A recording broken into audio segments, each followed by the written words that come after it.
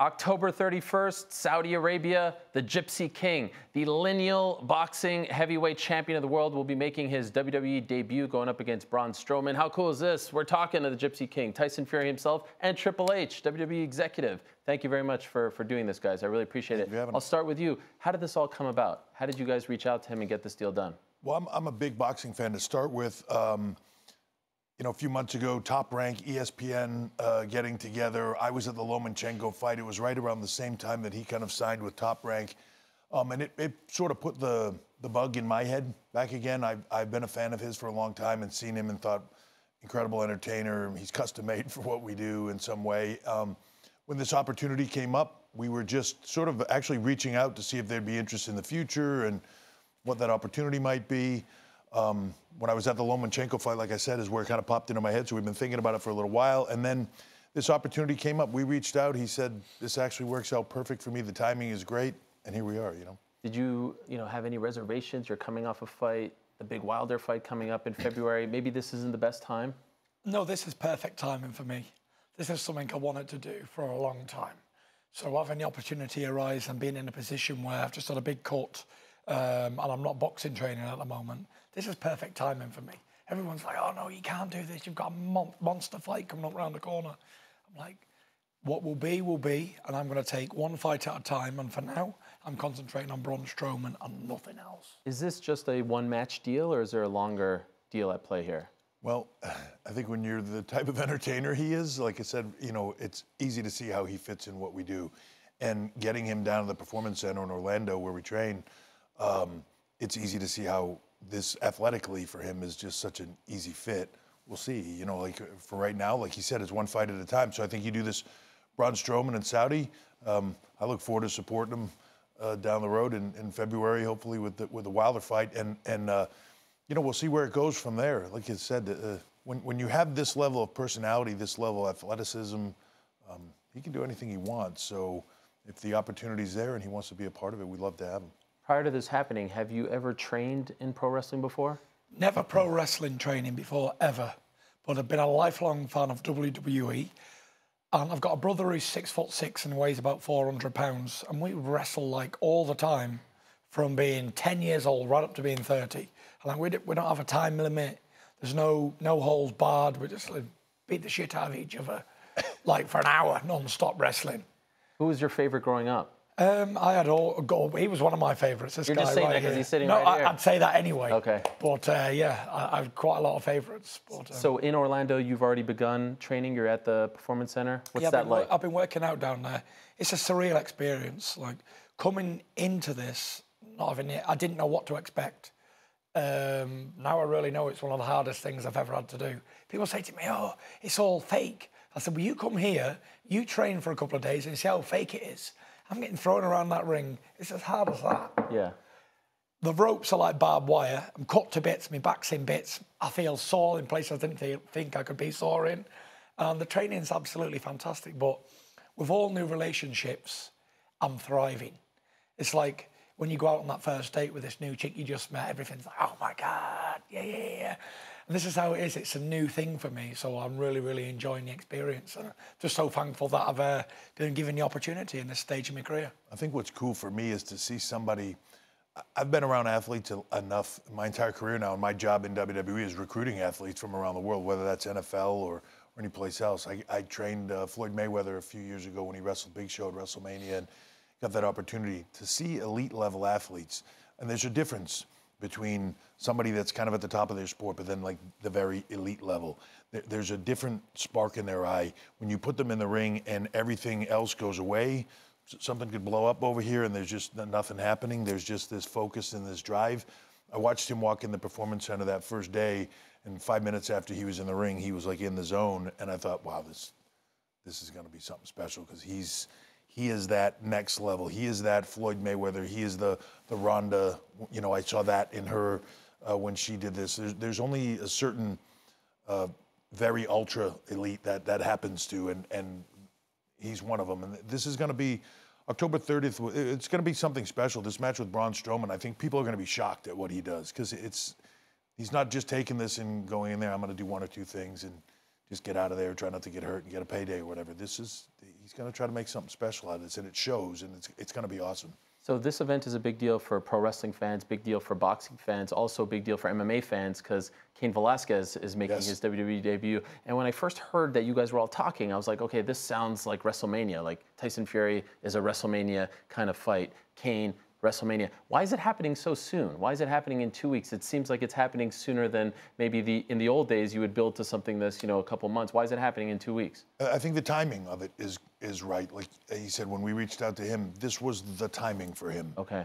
I think we were reaching out in sort of a, hey, what if? And he was like, the timing is now, and we had an event now, and I don't know that we would have done two in the exact same time, but it worked.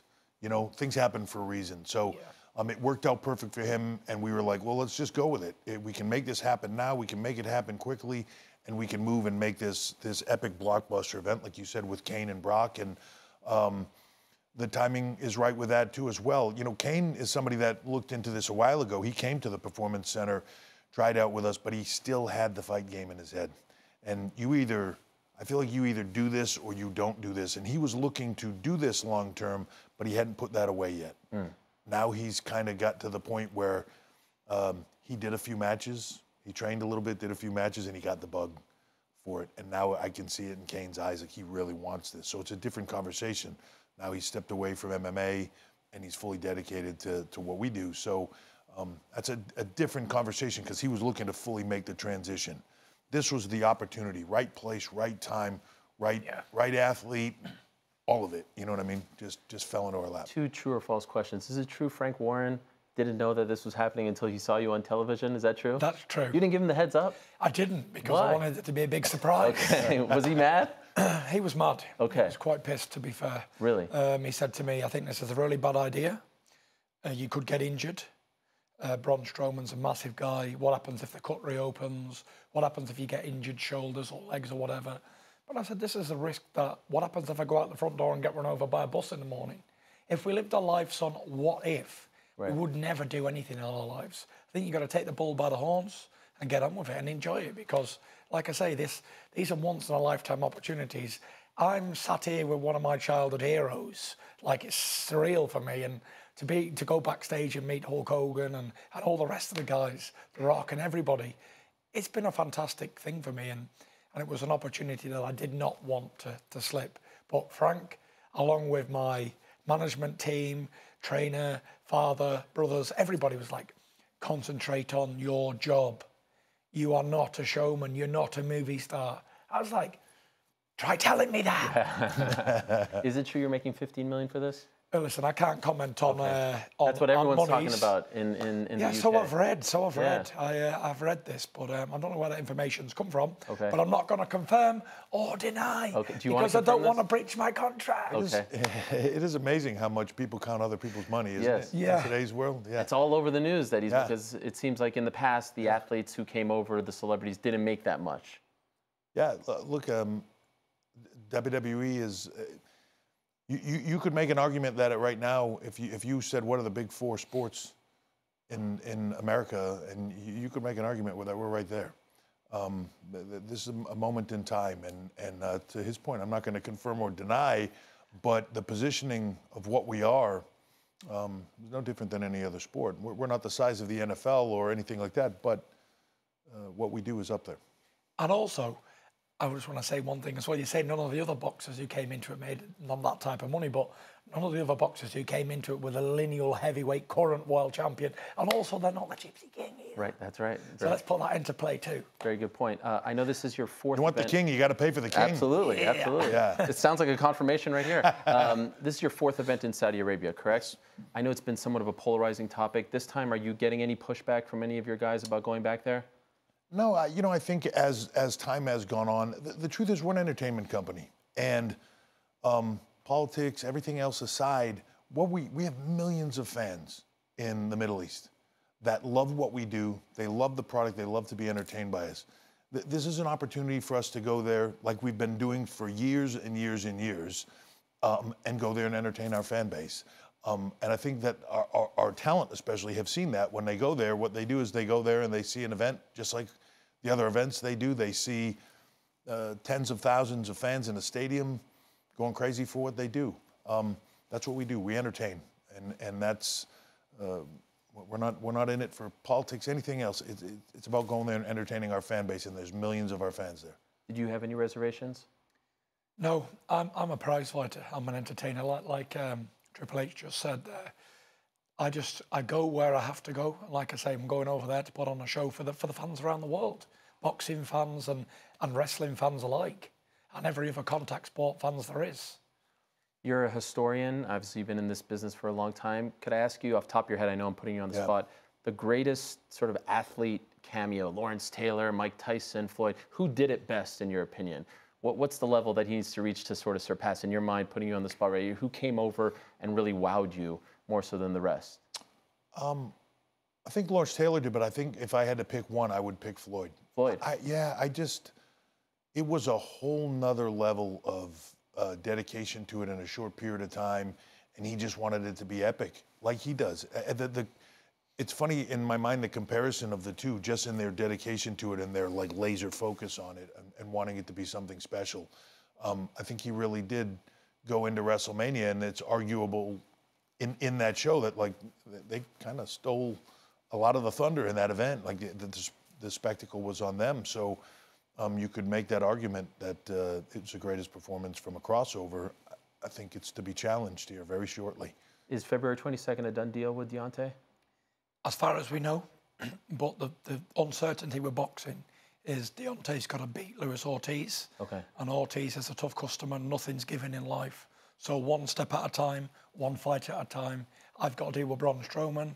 He's got to deal with Luis Ortiz, and we'll see what the future holds. Have you erected a statue of that cut man who saved your fight? I mean, that was incredible stuff that he did in that fight against Otto Wallin. It was amazing to just watch him work in between the rounds. That was as riveting for me than the action itself. That was an epic cut man. Yes. You know, Jorge Capitello, my compa, he's a top guy, and he saved my career with that massive 47 stitches. Wow. And it's inside okay and now. out. It seems to be okay. It's only been a month healing. I feel okay, but I've never took any punches to it. But I think in another few months, I'm going to be back fine again, taking punches. But this is the hurt business. This is the fight game. And I always say you can't go swimming and not get wet. Everyone says, oh, the best thing about not having a cut is don't get one in the beginning. But I've been a professional for 11 years, and I've only had 2 cuts in my life, so it's not that bad.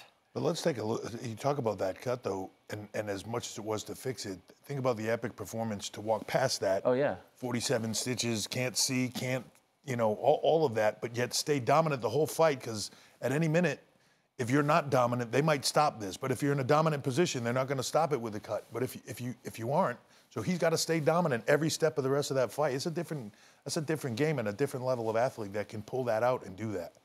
Yeah. Also wanted to ask you, it's been a tough time in the sport of boxing. On Wednesday, we found out about Patrick Day, unfortunately passing away, the 4th boxer in a little over 2 months. As one of the faces of boxing, and you're someone who goes in there and risks your life every time you go in there, what kind of feelings do you get when you see it? Like, what kind of reservations? How do you react? It's one thing for the media to react, pundits, but as an actual prize fighter himself, how do you react when you hear news like this? First of all, condolences to the families who lost their loved ones. It's a tough game, you know. As prize fighters, we know what we're getting in for. Sort of, we know the risk element, but it's not really reality until something like this happens. And it's happened 3 or 4 times in the last few months around the world. And you know, the boxing community has really got together to show support to the families and to the friends who've lost their fighters and brothers and whoever they were related to. But it is kind of scary, you know. I go in there and I'm in the heavyweight division with the biggest punchers and the biggest guys out there. And, you know, one of my big rivals is Deontay Wilder, arguably one of the biggest punchers in heavyweight history. So I've got to look at this seriously and think, you know, what if it was me? Terrible times for the families and the people around them. But, you know, boxing has been regulated time and time again. We take medicals all the time, every single fight. We have brain scans, multiple brain scans per year, to be passed medically fit to do battle. So I just think it's one of these unfortunate circumstances, what's happened in recent times, and hopefully we don't see any more of it in any more recent times. But, you know, stuff like this happens now and again, and it's an absolute travesty. I will end on this, just a couple of true or false. All I need is true or false. True or false, Ronda Rousey will compete in WWE again. True. Matt Riddle will be champion this time next year in WWE on the big stage, on the big roster. Oh. Not trying to. No, yeah, that's hard to say true or false, right? Okay. There's a lot of variables in that, yeah. But definitely has the potential to. But you didn't give me a true or false. I'll say true. Okay. CM Punk will be in WWE again at some time. Oof. That's it. Could be. You know, Vince will say it all the time. We're open for business. Past is past. Today's today. You never say never in WWE. So. Clearly. Yeah. Tyson Fury and Cain Velasquez are about to compete in 2 weeks. Absolutely. Cool. Thank you so much, guys. I really appreciate this. Thank you. Hello, everyone. It's Ariel Helwani. I just came here to thank you for watching our ESPN YouTube channel. It's the best. You know what else is the best? The ESPN app. You can get highlights, analysis, all that stuff and more. And if you want premium content and live streaming sports, there's only one place for all of that. It's ESPN Plus.